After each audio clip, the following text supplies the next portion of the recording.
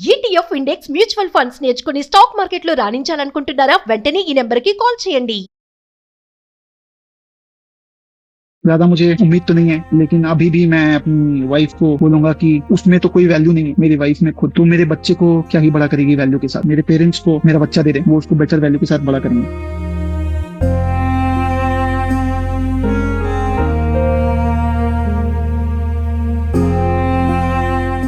నమస్తే, welcome to Suman TV. మహిళలు ఎక్కడైనా గృహహింసకి ఒకవేళ గురైతే ఖచ్చితంగా వెంటనే ఒక స్పందన అయితే వస్తుంది. అందరూ వచ్చేస్తారు, మాట్లాడతారు, మహిళలు వస్తారు, ఒక చట్టాలనే ఉన్నాయి, చాలానే ఉన్నాయి కదా. మరి అదే గృహహింసకి ఒక పురుషుడు గురైతే ఏం లేదా, ఏం రెస్పాన్స్ లేదా అసలు? మరి 29 పేజీల సూసైడ్ నోట్ రాసి 1 గంటన్నర సూసైడ్ సెల్ఫీ వీడియో కూడా తీసి సూసైడ్ చేసుకున్నారు బెంగళూరు సాఫ్ట్వేర్లో ఉద్యోగం చేసినటువంటి ఒక టెక్కీ. మరి దీనిపైన అసలు ఎందుకు సూసైడ్ చేసుకున్నాడు, అంటే గృహహింసకి అతను ఎందుకు లోన్ అయ్యాడు, పురుషుడు కూడా గృహహింసకి లోన్ అవుతాడా, అసలు దీని మీద మాట్లాడడానికి ఈరోజు మనతో పాటు ఉన్నారు Vishwaguru vibrant Vamshi, manifestation coach, life coach. మరి గురుగారితో మాట్లాడదాం. నమస్తే అండి. ఆత్మ నమస్కారం. మరి బెంగళూరులో సాఫ్ట్వేర్ ఉద్యోగం చేస్తున్నాడు, మంచి ఉద్యోగం, మంచి జీతం ఉంది, సూసైడ్ చేసుకున్నాడు. అడిగితే ఆ లెటర్ ఏదైతే 29 పేజీల సూసైడ్ నోట్ అయితే ఉందో దాంట్లో రాసిందంతా కూడా ఫ్యామిలీ, వైఫ్ రిలేటివ్స్ నన్ను బాగా టార్చర్ చేశారు, గృహహింసకి నేను లోన్ అయ్యాను అని చెప్పేసి కూడా చెప్తున్నారు. అంటే పురుషులకి మరి సమాజంలో ఎటువంటి స్పందన లేదు అంటారా? ఒక మహిళకి ఇలాంటి జరిగితే ఇమీడియట్లీ రెస్పాండ్ అయ్యే ఈ సొసైటీ, పురుషుడికి ఇలాంటి జరిగితే ఎవరు రారా ముందుకి? దీన్ని ఎలా చూడాలంటారు? నేను ఇదే న్యూస్ని వినడం జరిగింది. లిటరల్లీ ఒక సర్ప్రైజ్ ఫ్యాక్టర్ అని అనిపించింది. In general because of men, women suffer అవుతున్నారు అన్న నానుడ ఎప్పటి నుండో ఉంది. బట్ ఇది కంప్లీట్లీ డ్రమాస్టిక్ ట్రాజడీ, దుస్సంఘటన. ఇన్ డెప్త్ ఆలోచిస్తే నాకేం అర్థమైంది అంటే దే ఆర్ డైవోర్స్డ్ అని.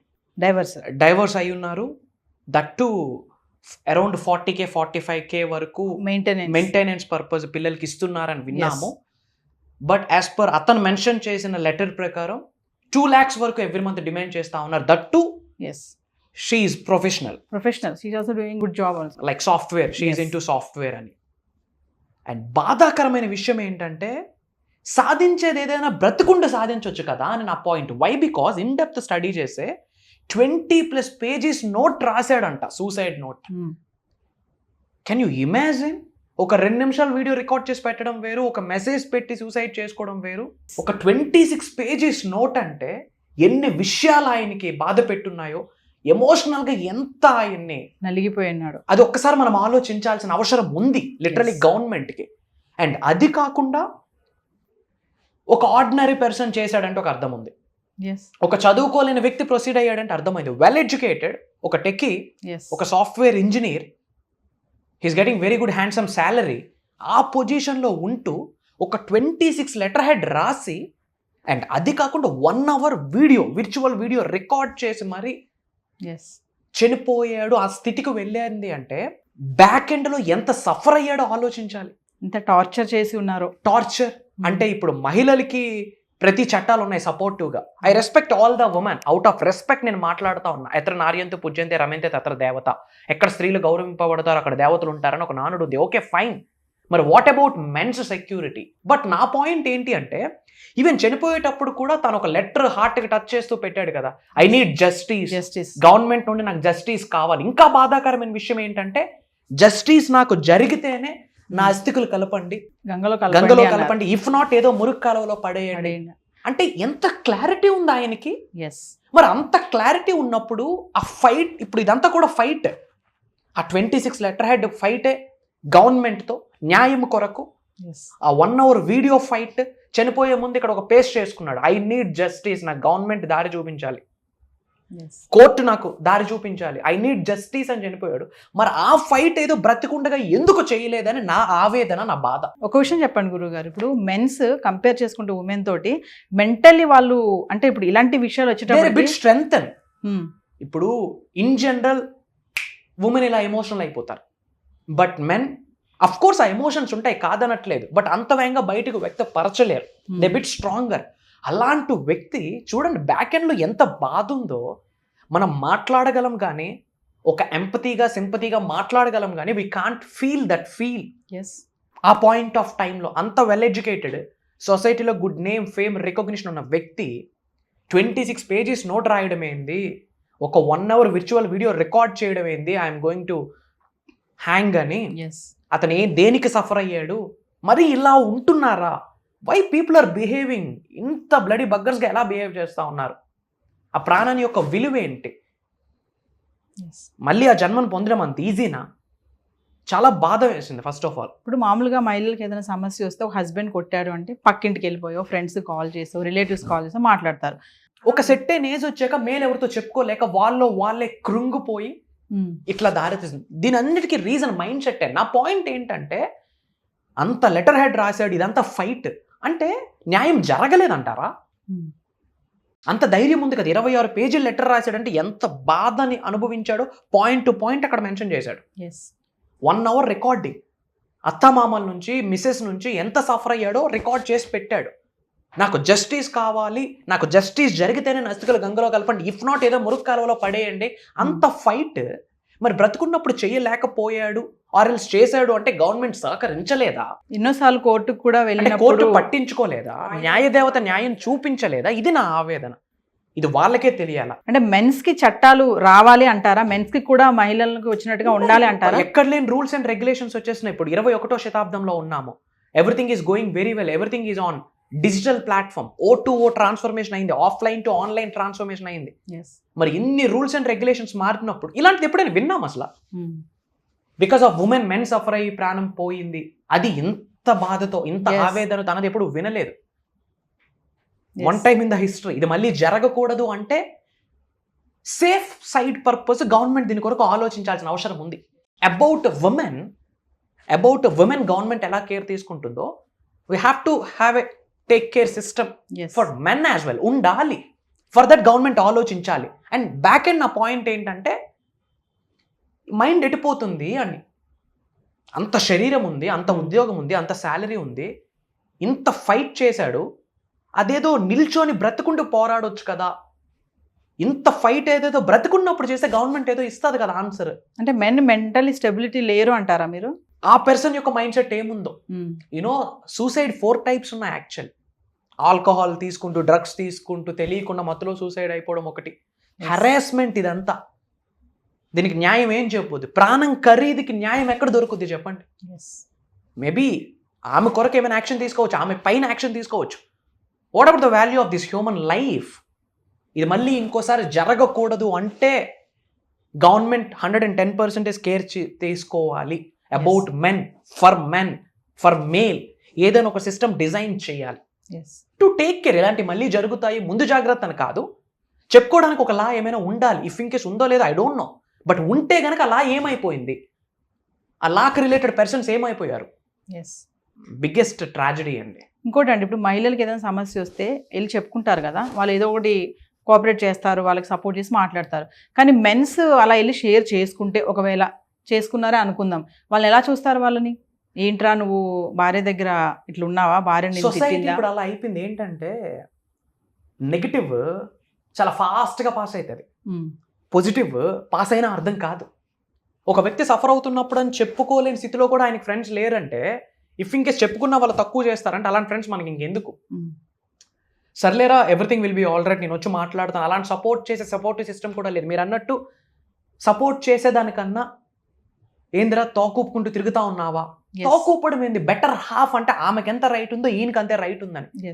ఇవన్నీ సార్ట్అవుట్ అవ్వాలంటే పెద్దవాళ్ళ దగ్గర కూర్చొని మాట్లాడాలి. ఏం ఇష్యూ లేకపోతే ముందే వాళ్ళకి డైవోర్స్ వరకు వెళ్తారు. దెర్ ఈజ్ సంథింగ్, మనకు వాస్తవాలు తెలియదు. బట్ ఇప్పుడు ఈ చర్చ ఎందుకు అంటే గవర్నమెంట్ ఆలోచించాల్సిన అవసరం ఉంది. Point number 1. పాయింట్ నెంబర్ 2, దీన్ని స్ట్రెంథన్ చేయాలా? జననం మన చేతిలో లేదుగా. ఎస్ఆర్నో ఏ ఊరిలో పుట్టాలి, ఏ తల్లిదండ్రులకు పుట్టాలి, ఏ లొకేషన్లో పుట్టాలి, ఏ క్యాస్ట్లో పుట్టాలి, ఏ కమ్యూనిటీలో పుట్టాలి, ఏ రిలీజన్లో పుట్టాలి, ఏ ధర్మంలో పుట్టాలి అన్న జననం మన చేతిలో ఉందా? మరణం కూడా మన చేతిలో లేదు, అది భగవంతుడే ఇవ్వాలా. జన్మనిచ్చింది హ్యాంగ్ చేసుకోవడానికి కాదు, సూసైడ్ చేసుకోవడానికి కాదు. బ్రతుకున్నప్పుడు సాధించలేదు, ఆయన చనిపోయినాక ఏం సాధిస్తారు? చనిపోయినాక ఇంకా ఆయనకి ఏమి జస్టిస్ దొరుకుతుంది? నాకు అర్థం కాదు. ఇప్పుడు ఏమి జస్టిస్ దొరికితే ఆయనకి ఏమి లాభం చెప్పండి? ఇప్పుడు జస్టిస్ దొరికింది, జస్టిస్ వచ్చింది, ఆయన హ్యాపీ ఫీల్ అవ్వడానికి ఆయన ఉన్నాడా? లేరు. జస్టిస్ జరిగింది, ఆ జస్టిస్ని ఎక్స్పీరియన్స్ అవడానికి ఉన్నాడా?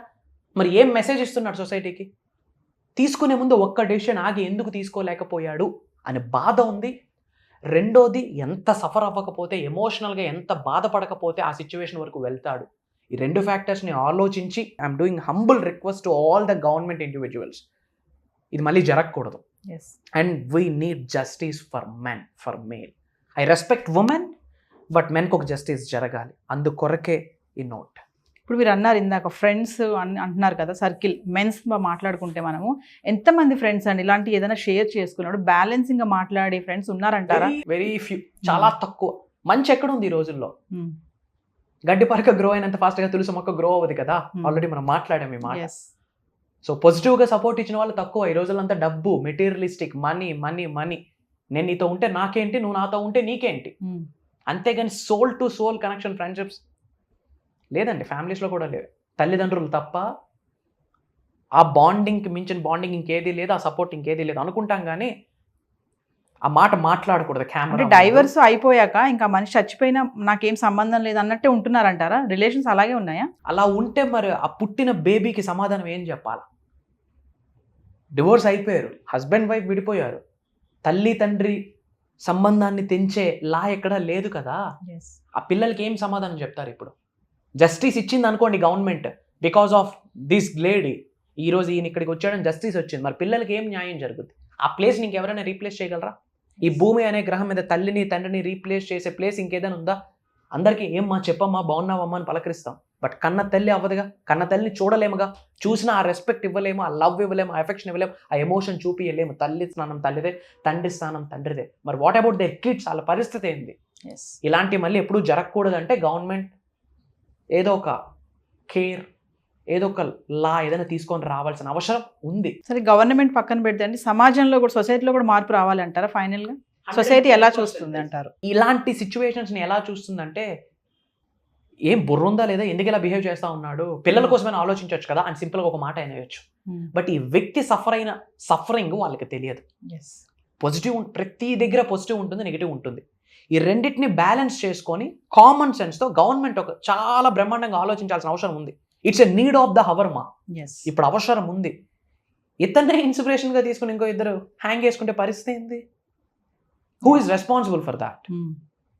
నా పాయింట్ ఏంటంటే, జస్టిస్ వచ్చింది మా, వచ్చిన జస్టిస్తో ఈయనేం సుఖపడ్డాడు? ఆ బ్రతుకున్నప్పుడు ఆ జస్టిస్ వస్తే ఎక్స్పీరియన్స్ అనే ఉంటుంది, ఆ హ్యాపీనెస్ అని ఉంటుంది.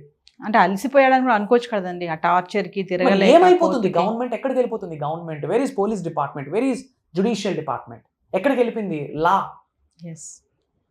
ఎక్కడికి వెళ్ళిపోయింది లా? నా పాయింట్ అది. సో గవర్నమెంట్ కేర్ తీసుకోవాలి, ఇంకోసారి ఇలా జరగకూడదు. బట్ ఇన్ డెప్త్ ఆ 25 పేజీలు ఏందో మనకు తెలియదు. అంటే 25 పేజీలు ఎక్కడ బయట రివ్యూ చేయలేదు టిల్ నౌ గవర్నమెంట్. ఈ 25 పేజెస్ ఎక్కడ ఆన్లైన్లో కానీ, డిజిటల్ మీడియాలో కానీ, ఆఫ్లైన్లో కానీ ఎక్కడ రివ్యూలు చేయలేదు. బేస్ కన్క్లూజనే వచ్చింది మనకి. ఆ కన్క్లూజన్ బేస్ చేసి ఒక ఆవేదనతో మిగతా వాళ్ళకి ఇది జరగకూడదు, ఇలా జరగకుండా ఉండడానికి ఒక సేఫ్ సైడ్ ఏదైనా ఒక లాని క్రియేట్ చేయాలి అన్న ఉద్దేశంతో ఈ కన్క్లూజన్. యాజ్ లైఫ్ కోచ్గా ఫైనల్గా ఒక విషయం చెప్పండి. మెన్స్కి ఇలాంటి రిలేషన్షిప్లో ఇలాంటి ఇష్యూస్ వచ్చినప్పుడు ఇంకా చివరికి వచ్చేసాం మేము, ఇంకా మాకు ఏ సోర్సు లేదు, ఇక సూసైడ్ శరణ్యము అనుకునే టైంకి వచ్చారంటే అలాంటి వాళ్ళకి మీరు ఏమన్నా సజెషన్స్ ఇవ్వగలుగుతారా? మెన్స్ అక్కడి వరకు వెళ్లకుండా మీరు. పాయింట్ నెంబర్ 1, లైఫ్ అన్నాక, హ్యూమన్ బీయింగ్స్ అన్నాక మనందరికీ కొన్ని మిక్స్డ్ ఎమోషన్స్ ఉంటాయి. Happiness, sad, positive, negative, excitement, అప్పుడే లో అయిపోవడం, ఇవన్నీ ఉంటాయి. అండ్ ముఖ్యంగా హస్బెండ్ అండ్ వైఫ్ అనగాన అసలు అక్కడ వరకు వెళ్ళడానికి రీజన్ ఏంటి అంటే అండర్స్టాండింగ్ ఇష్యూ. హస్బెండ్ని వైఫ్ అర్థం చేసుకుంటే, వైఫ్ని హస్బెండ్ అర్థం చేసుకుంటే 99% issues Rao. And second issue ఎక్కడో తెలుసా? Money. Currency it spiritual energy, money it spiritual energy.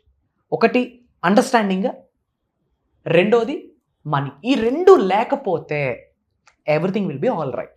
If in case ఏదైనా వచ్చి ఉంటే ఒక మాట అర్థం చేసుకోవాలి, రుణము తీరిపోతే మన జీవితంలో వ్యక్తి కానీ వస్తువు కానీ ఉండడు. లైఫ్ మొత్తం నడిచేది కర్మ ఫలితము, రుణ ఫలితము.